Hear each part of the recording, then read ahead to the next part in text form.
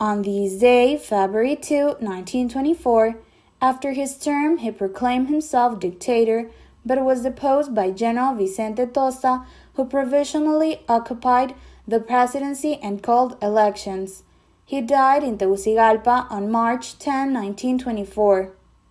In 1924, the Vindication Revolution emerged since President Rafael López Gutiérrez had previously won the elections and had proclaimed himself dictator.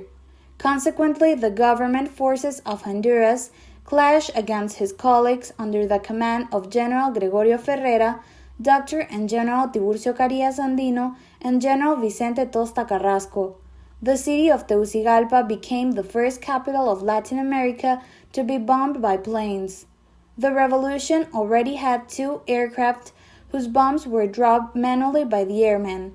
Government forces only had 1 Bristol F.2 Fighter against the U.S. Ambassador Franklin E. Morales asked for the intervention of his country military and anchored the cruiser USS Milwakee in the Gulf of Fonseca in the department of ofCholuteca, south of Honduras, from where 200 Marines landed.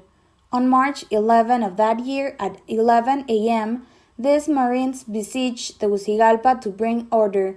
López Gutiérrez would leave Honduras, but the government remained led by several ministers, including Dr. Francisco Bueso Cuéllar, and succeeded by Fausto Dávila. Later on the cruiser USS Denver, negotiations began between the revolutionaries and the government, at the end of which General Vicente Tosta Carrasco was appointed Provisional President, who took the reins of the government on April 30, 1924.